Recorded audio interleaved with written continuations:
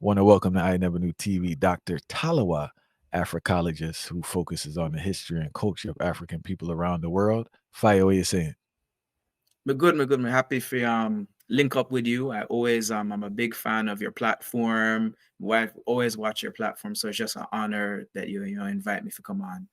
So I'm just Same, excited. and we give thanks to tell you the truth for taking out the time to share your information. And I'm pretty sure, well, I know for a fact that people will really benefit from the words that you say.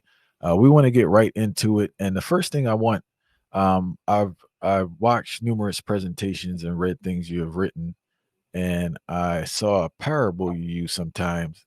Can you please explain this parable? It says a fish and a bird cannot build a house together. Oh, Paraphrasing. I know that's not the whole yeah, parable. I'm right. paraphrasing. So, but can you explain what that means?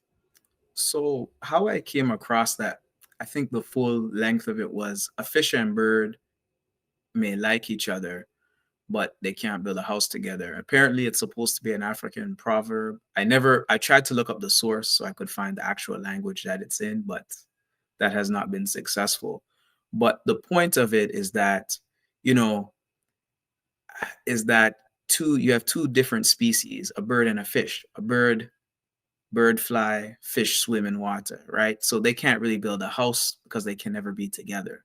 So it doesn't matter if they like each other, it's just the idea of two completely different, incompatible lifestyles not gonna work. So you can't really build a house. What is bedroom colonialism? So bedroom colonialism. So instead of using the term interracial relationship, because I think that term is not contextually accurate. It's not historically or socially accurate. When a Black person is in a relationship, sexual or romantic, whatever term you want to use, or marital, that is a result directly of colonial conditioning. So I just call it bedroom colonialism because that's the cause of it. You can't get around that because I say that because oftentimes, when people get defensive about that question, or certain people get defensive about that question, it gets into, we know love is love. Blah, blah. No, we're conditioned. It's conditioning. It's conditioning. And that conditioning is caused by, colonialism, enslavement, etc. And speaking about conditioning, right? I also heard you say once you can't be a you can't be for African people if you're not married to an African woman. And when you did mention that, you used some examples of who many would argue are some of our great leaders in the 20th century. Yeah, you speak about Sidney Poitier, Harry Belafonte, Kwame Nkrumah, France Fanon, Amilcar Cabral, and others. But for those who are unaware, the gentleman I just mentioned were married to European women. And according to your statement, you said you cannot be for African people if you are not married to an African woman. Can you elaborate on that? Okay. Well, first thing I would say, because I know people can get a little sensitive and nitpick sometimes, it would also apply in reverse, an African woman with a non-Black man. It also applies. I just want to be clear. It's just historically, the bedroom colonialism has been, unfortunately, the victims seem to be disproportionately Black male victims of bedroom colonialism. So what I mean by for African people, the way I normally sometimes explain it is like from a nationalist race building, nation building standpoint, you can't be a nation builder for the race if you're not with a woman of your race, if you're not with your gender complement. It can't work. It goes back to that same proverb, but a fish and a bird, them can't build a house, right? You can't build a house with together, right? So I think that's very important. So when I say for African people, I think there's three things you have to look at when this question comes up. When most people say, well, these people were for Black people, what was their political orientation? Was it assimilationist? Really, you're just mind gone foreign, really? Or was it integrationist? Or was it, racial and cultural nationalist strand? So a person who's looking from a racial, cultural, nationalist standpoint, a Garveyite standpoint, you can't deal with a buckra, right? It doesn't make no sense. And just to give an example of this, because I mentioned Nana Marcus Mosiah Garvey, one of his biggest critics, CLR James, for those who may not be familiar, he wrote a book, Black Jacobins. Black Jacobins. It was one of the first systematic studies of the African Revolution in Haiti. He was a fierce critic of Garvey, respectfully but fierce. And the way he described Nana Marcus Garvey was as a race fanatic. This makes sense when he's a victim of bedroom colonialism, and he even identified as a Negropean. So that just illustrates the point, right? There's a limit. So I think it's one thing to be critical of, white domination, racism, but the reason behind that critique is different, right? So if you're critical of, let's say, mean white people or evil buck or dirty buck or whatever, Babylon, right? The mean-spirited people, that's not the same as saying you're a nation builder. Those are two different things. So I think that distinction has to be made. So yeah, I would say that. So CLR James, again, wrote a book on the African Revolution in Haiti, but even certain ways he frames that revolution, you can tell like this is obviously someone who's been a victim of bedroom colonialism. The examples you gave, I know people listening are thinking like, it really highlights the complexity of human beings and the dualities that could be in one's psyche and one's spirit. Because Kwame Nkrumah, for instance, Ghana, the Black Star, independence, all those things that go with his name, but it seemed people kind of turn the eye to the fact that who his wife was. Like, based on your research, did you ever find anything to why he made that decision when he had access to abundance of African women? Access to man, listen, I think Kwame Nkrumah's problem, and this is where the ideology becomes very important. As a person who's been a victim of what I call ideological illiteracy, you know how we talk about financial illiteracy? I think sometimes there's ideological illiteracy where we think ideology is not important, but it's very important. Kwame Nkrumah was a victim of, Bukra mindset from Marxism. So CLR James was also a Marxist and didn't like Nana Marcus Mosiah Garvey. Kwame Nkrumah was very enthusiastic about Nana Marcus Mosiah Garvey's teaching, black man can do for himself. But the terms in which Nkrumah saw it was in a, we can stand up for ourselves, but it wasn't necessarily a black nation building perspective from this standpoint.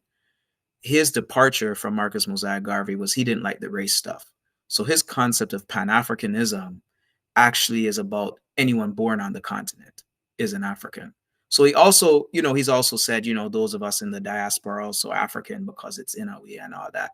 But he would also include the Arab colonizers and the Boer colonizers in South Africa, which is really occupied Mzansi, as Africans because they're geographically there.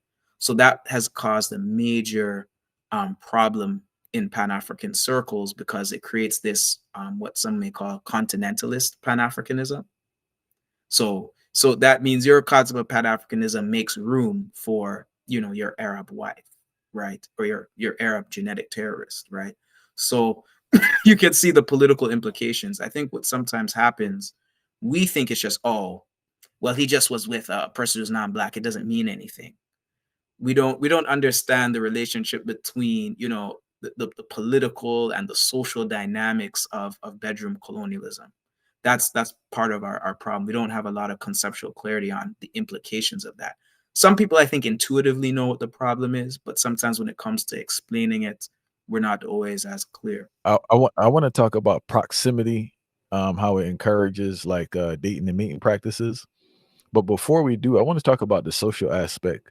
And you would know more than me. What I've been observing over the years in real life and reading and literature is that when people marry, they have this idea like they're just marrying the one person. And if whatever attitude or views that one person has, they project that on their family members. Their large family has a lot of different family members. And it consistently seems to be inaccurate. And even their assessment of their mate seems to be inaccurate because certain things seem to come out when pressures of life hit the relationship. There's another aspect we don't speak about enough is the offspring of interracial marriages, dating, whatever you want to call it, because I've witnessed this firsthand, specifically children growing up. The parents can't relate to their children. The parents can't help the children with that experience that they experienced because they never experienced it. It is a totally different experience being a mixed child versus being a white or a black child. Okay, so to the first part of what you said in terms of the social dynamic, unfortunately, I've experienced this. I think when you see the this colonial relationship, this interpersonal colonial relationship, this bedroom colonial relationship, you can see, I've seen it. It really, it breaks the social cohesion of the individual family unit, and by extension us as a race. Because now if you say something, you have to think about the non-black genetic terrorists now. And also I think it amplifies our general confusion. So for example, I've seen instances where the genetic terrorist very clearly has a fetish for African people, black people, but because he's with his partner is black, it's, oh, he's nice, or she's nice, or she's open minded. We don't really understand. We don't really understand what's going on with that. We don't really understand fetishism and all of that, and the power dynamic, or even the only reason why he or she is with that black person is because they couldn't really link up with the rest of their race. That's usually part of it too. But secondly, to the child, to the progeny, the mixed race children, my thing is, if you're really about being for black people, how do you not want black children? I think it's just very simple. Like you can't preserve your race and then be outside of it. I think it's just that simple. And I think too, I will say this. This is what I learned over time. Please tell me if you had this experience before we get in proximity. Is that because we have a nation building approach, we project that on other people, thinking they have a nation building approach, and we criticize their actions based on that.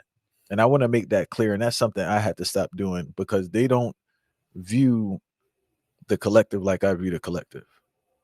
So the critique I had for them was kind of unjust, even though I can critique the behavior, but the way I critiqued it was kind of irrational because they don't have that mindset and they don't have that approach. Well, you make my flag drop off with this kind of conversation. Drop off. But I don't say I talk fully. No, but No, seriously though, I had to check myself on certain things because I'm pre certain things, right? But I said, even though, you know what I'm saying, I was like, yo, this man don't really view it like that. Not condoning what people doing still, but I just said they don't really, perfectly. that's not their approach. No, like no, and for me, that's why I struggled with ideological illiteracy, like just assuming, okay, if you're talking about what is beneficial for black people, one, Facts. some people are not we don't really want to think about that, Yeah. right? We're very, we don't want to think about that. We want to live in la la land and live in that.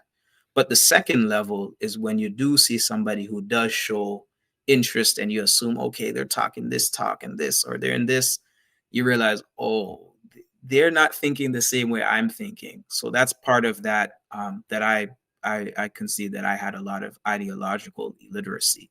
So for example, talking with somebody who is into Marxist, class over race or race and class ideology, that person is not going to really understand the plantation. They can complain about capitalism all day, but they don't really understand that whatever ideology you choose, if it's from Bakra, or come out from Bakra people, is going to benefit them ultimately, and we're going to be down at the bottom. We're going to be down at the bottom, no matter what you say. So for them, it's very hard to understand that. So understanding those type of ideologies, even within activist circles or race conscious circles, is very important. All right. And I want to talk about proximity too, right? How a person's environment, example I sent to you, attending an all-white school, influences. I want to hear what you have to say about this. Influences a person's dating and mating practices, right? There's a thing. You familiar with this proximity principle? I've never. I know what you're talking about. I never Yeah, heard. basically, yeah, it basically just says, if you're in a close environment, There's a high probability a relationship can form. And then there's a statistic here I want to throw in. 58% of employees have engaged in a romantic relationship with a colleague, right? And I remember I played with a brother. Obviously, I can't say his name. And he never spoke to black women. This man never spoke to, he never spoke to black girls, right? And he was on my team, and we started chopping it up, and I started to get his history. In his particular case, I'm not saying this is the case for all brothers, but in this particular case, he went to an all white school, and he opened up to me to say he was more comfortable speaking to white women, white girls. Like he didn't know how to, I guess, talk to a sister, this and that. So like, what role do you think? I know we have a collective brainwashing we can't deny living in this environment, but what role does proximity play in regards to the decisions brothers make? Well, I would say one, some of the examples you listed, the historical examples, Fanon, Shekanta Job, I mentioned CRLR James, when they went to college, when they took college or post-secondary, these were in very heavily, Bakra dominant environments. So they get, they're used to, they have a Bakra teacher, they have Bakra friend, they friend up Bakra people. So they become immersed. It's immersion into Bakra society. That's essentially what it is. On a social level, on a social level. So, to the former brethren, I assume that you're talking about, it only makes sense because he's in an environment where he's alienated from his own people. And we have this mentality, some of us, even some of us who I expect better from. Sometimes we have this mentality, well, we need these schools, we need the environment. It's just school, it's just for learn. It's not to I said, no, school's for socialization because when Big I hear time. people who homeschool talk about they want to homeschool their kids, what's the first thing people bring up? Well, you gotta play with the kids and we start to get into that. So I think sometimes we're not really understanding how much that environment impacts because think about it, you're sitting, that's all you're talking to That's is all you're them. seeing. So how do you not expect? I think for women it's a little different sometimes, slightly. At least in the North American context. I think it's like whether you're in Ku Klux Canada or the United States, it's slightly different with women. I think partially because with white males, when they tend to, do their, genetic terrorism, it tends to be more focused on Japanese women in Southeast Asia. But for some reason, white women, their target, they seem to be into Mandingo huntress behavior. Yeah. That's what I call it, like like the Kardashian and all that. I call them Mandingo huntress behavior. Um, that's a slight factor difference. But otherwise, when they're in that all, just Bucker dominant, Bucker all built environments, it makes sense that they're gonna more likely identify with the white people, unless there's something where the white people make them know, like, yo, you're not us. Yeah. Especially if the white people are very refined, they smile in our face, they smile their Yeah. skin teeth with we, and we think, oh, this is good. They can joke, man. Yeah. You listen to a little dance, or you listen to a little reggae, them talk to a Yeah. little patois, or they can talk all that stuff. So it amplifies our confusion when we're already in an environment that's already Eurocentric. My thing is, if you make Black empowerment central to how you choose a partner, if you make African cultural values of communalism as opposed to materialism and individualism central to how you choose a partner, you're not going to have no problem. True. Because those dudes are your, it's like when we said earlier, if you have Eurocentric values, but you want a Black person with those same Eurocentric values, you have to compete with the non-Black women. Yeah. So you have to also look at your own values too. So if your values are materialistic, well, you're going to have to compete. Well, you're going to want a man that shares in those values. That man is not going to be race loyal.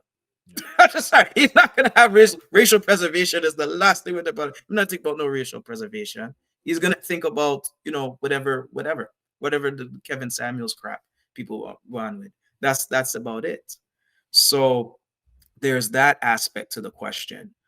Also one of the things, so that's what I would say. So you have to look at how serious are you about Black empowerment.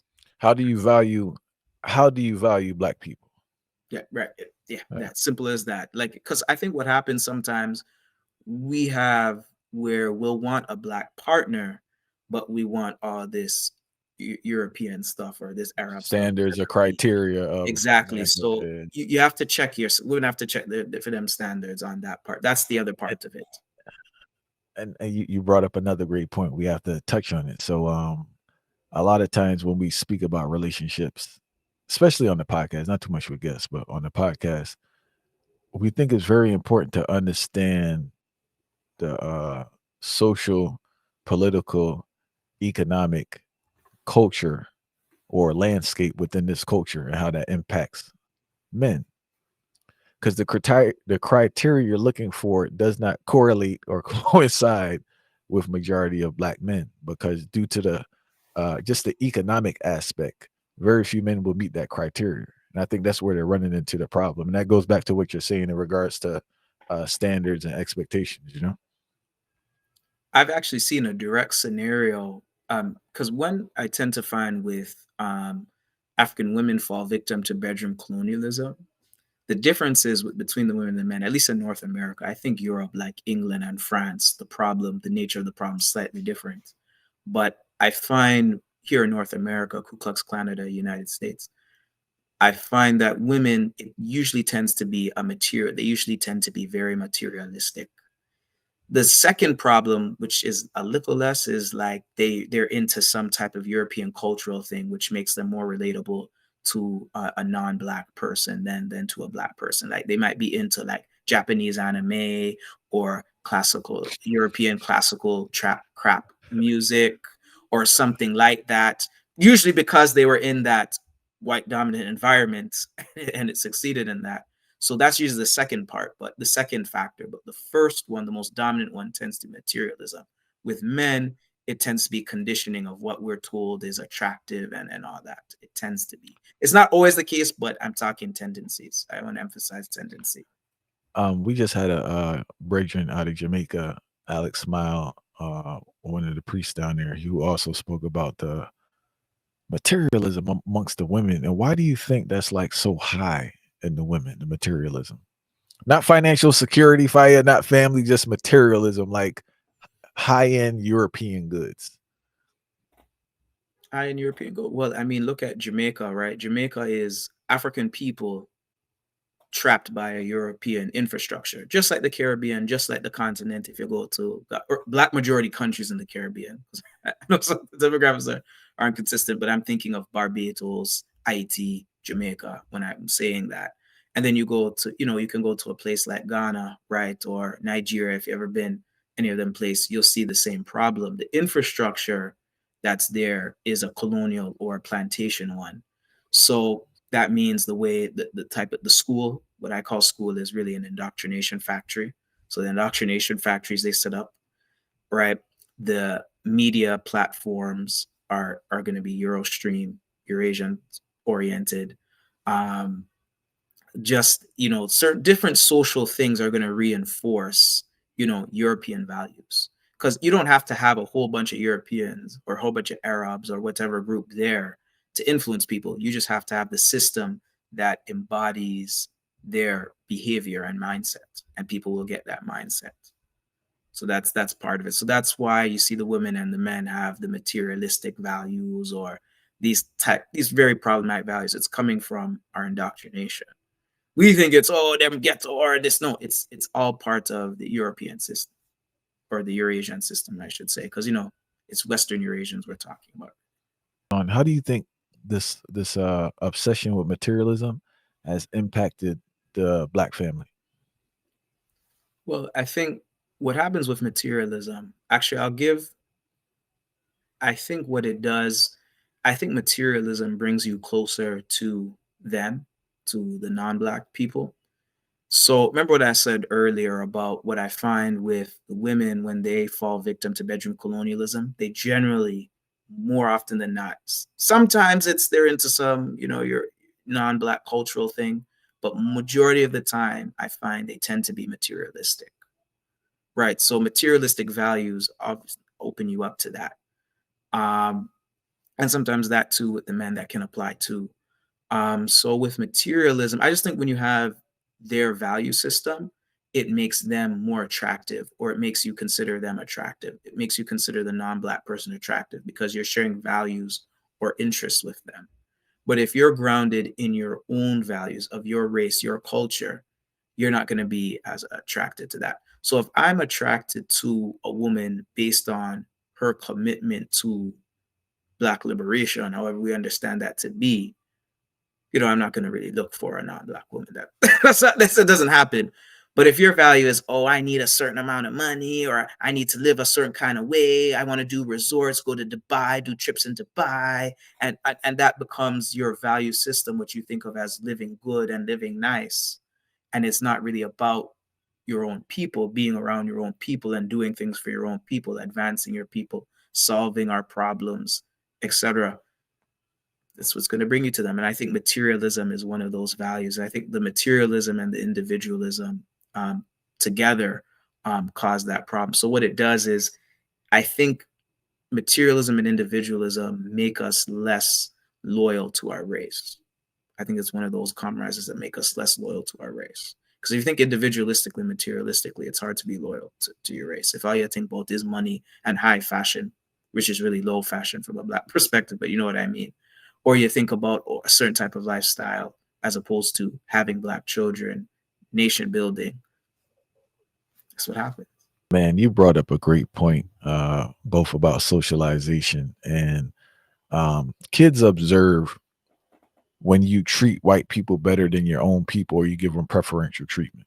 And I And a would lot of add, I have to jump you with this, and non-Black people in general. It's Arab, Indian, whatever, non-Black people non-Black. in general. Because I've seen something, so I'm glad you touched on it. Anyway, go on. Yeah, because I think Black people don't realize how I know they talk about code switching, but they don't talk about how they actually like treat non-Black people totally better than their own people.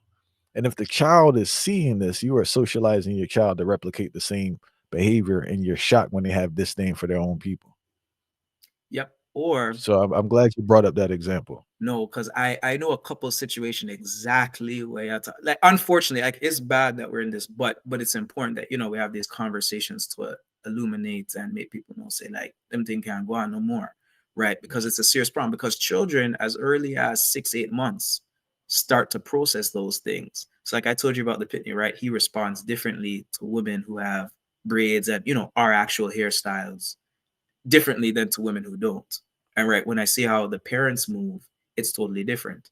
I'll even give another anecdote. One I know I can say personally, I can name the person. I know one of my elders, Mambo being a title in Voodoo, Mambo Amamazama. One time when I was first starting to conceptually understand what I would later start to call bedroom colonialism, I'm like, yo, Dr. Mama, why do you think the man them go on so, like, what causes this stupidness? Like, why are the boys behaving a certain way from the girls? I would ask her, and she was real humble about it. And she's a homeschooling parent. I'm very serious. She would say a militant Afrocentric homeschooling parent. And she took her son, and he was a teenager at the time. Her son, she's like, Kiki, come here. She said, what kind of woman are you gonna be with? He was like, Black. Like, it was like an insult to even ask him the question. But why? When you look at how she lives and how she lives Black in everything what she does. Right? It's how she lives. It's demonstration, right? And that signaled a lot to me in terms of understanding the socialization part, because I see how her and then she has an older daughter, right? I see how I watched the two of them grow, and I see how she moved. It was very clear to me how much socialization causes bedroom colonialism, because I think a lot of times we get stuck into, even people are. I had this argument with a supposedly a Pan-Africanist conscious brother. He was like, "No, I don't think. I think it's just natural. I don't think it's just it just happens sometimes." No, no, no. That's socialization. That's or indoctrination. That's not. We shouldn't even call it socialization. We should just say it's really indoctrination into buckerism or buckerification. That's what it is. That causes us to seek what is not Black, to not think about our racial preservation. Because how is it that even plant species, all animal, if it preserve for them own self, but we get into this, oh well, it's love is love. It's indoctrination. Like, I was having a conversation, I think one of your guests you've had here on Benfo Badile Kambar. And we're both like really we're very up maybe I'm more obsessive than he is, but into the animal metaphors, like what we see in nature with animals and how we correlate it to how people behave. And when he said, the least intelligent animal would be the white indoctrinated black person, because every other animal species organizes on the basis of what they are, what they have in common. But when we're in that indoctrination, our instincts are just totally off. They're totally off. But from that point, what causes our instincts to be off? Socialization is a major part of it. The environments we choose to engage in, how we engage in said environments, how we interact with other Black people of different ethnic groups, just basic interpersonal relationships, and how, in situations where some of us do, how we interact with non-Black people when we show that preferential treatment. Sometimes we may not even realize the way I do it. And I think I saw you had one guest. I didn't catch the name, but I think he had a talk saying, when I realized I treated non-Black people better than Black people. I wanted to actually watch Fire that Eye, video. Priest Kalash out of St. Lucia. Yeah, St. Lucia. Yeah, Powerful because reasoning, I powerful reasoning, you know? yeah, because I need to send that to some people, because there's some people I know who need to really listen to that. I'll keep it at that. I'll keep it at that, because sometimes I can be a little petty sometimes, but it's a very real thing, because we don't understand how much our behavior, sometimes not even the information, what we know, our behavior is also a teacher. No, I don't wanna get into it, but I just say this, with what I do, I experience that a lot. I experience that a lot. Just know that if a white person calls to ask for an interview, things move much smoother compared to hearing my voice or it coming from my side. Yeah, but for So us, yeah, right. Yeah. that's just the reality. It's been going on, it continues to go on. It's a little better now that things have grown, but that's just the reality. And you'll be shocked. That's all I can say. Well, I'm not. You'll be shocked. Unfortunately, I'm not. I'm No, not I'm shocked telling that you, you would be shocked, man. Some of the people who are like just so pro-black, beret, beanie, whatever you want, locks down to their legs, fire. No, not anymore. Maybe a few years ago, maybe I take you on the shot, but I'm not shocked so more. But to your point, like joking around aside, but on a serious note, we have to understand there's different aspects of de-whitenizing, rechematizing, re-Africanizing our mind. There's an intellectual domain, and I think sometimes we think the intellectual domain is the end all be all. So, because they're a great intellectual, but that doesn't matter if they're with a non-Black person. No, but there's a social aspect too, right? So you talk, I'm this, pro-Black this, but you live in a neighborhood where you don't even have you probably don't even have a neighbor who's Black.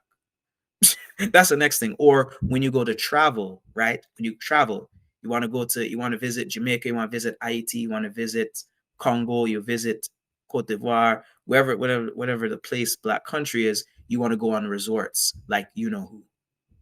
Right, you want to go on resorts. I've seen people do that. Jamaica, man, go on resort, but they talk about decolonizing. You complain, me not like how the Indian and the Syrian them I take over the place. I say, okay, let's go to something, that's our people own and control and set up.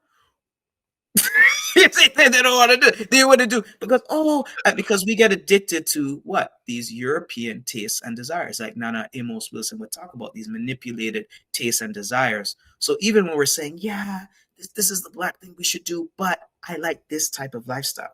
This lifestyle which economically, socially advances the non-Black people. Right. So that's one of the things something I'm thinking about writing about is even how we travel sometimes. We're traveling to Black countries. We travel like the white people. That's something that we really that's a really important one, I think, topic. But no, that's a serious one, and that's the thing I have to admit I've been a victim to in the past. Because that's the standard that's set, and that's the bar in a sense to reach, or that's what you're told you should be doing, so you replicate that. yeah, I think like you said, you're a late, like I don't even think I'm an early bloomer. I just think maybe compared to most people, but I have a lot of confusion, a lot that I had to get out. And I think being in those indoctrination factories, what I'm called school, I think I knew enough to know that this is infecting me and I need to get out. So when I got out, it was much easier for me to think clearly, like get a lot of the crap out of See my things mind. clearly. Yeah. Yeah, it's much easier. That's why I think going forward, we just continue to support institutions that, you know, socialize our children properly, socialize our adolescents properly. I think that's really the critical aspect. Just to get into the bedroom colonialism thing, it starts with the socialization. It starts and ends there.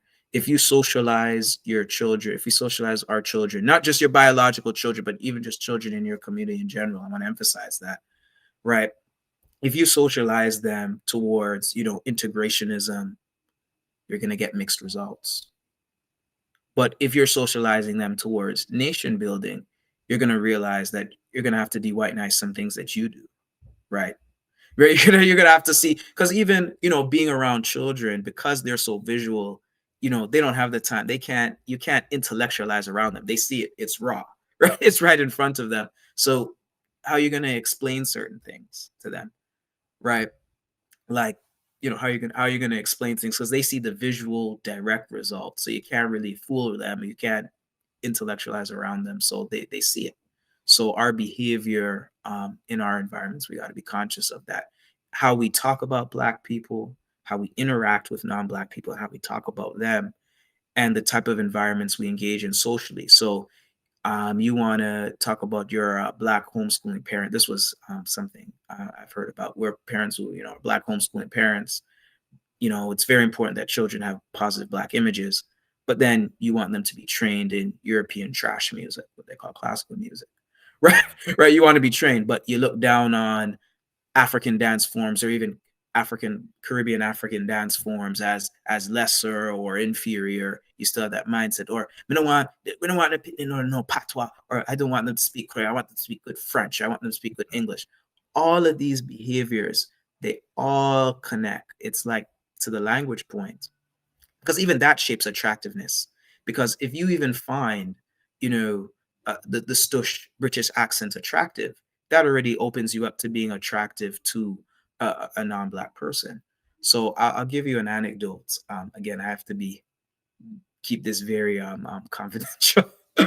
um, there is a man I know and a woman I know very well, and them sit down in another car, right, and hold a little conversation, and they were talking. The woman was talking about, I think, men in Spain or some Spanish speaking country. It might have been Spain, I could be wrong, but let's say Spain, just for sake of conversation. And she was like, you know, I like how when they say my name, they say Alicia, or no, not Alicia, they say Alicia. And then the man said to her in response, but if a Jamaican man tell you, say Wagwan Alicia, you're not gonna find it attractive. Oh, I don't know. I just, it's just something. I just think it's no, your condition, your condition for think that. But we don't really want to address that we've been conditioned to think in certain ways. Like this particular phase of Eurasian interference in African life, you know, post 15th century and onward, it's been going on, yeah, since the 15th century. That's a lot of conditioning.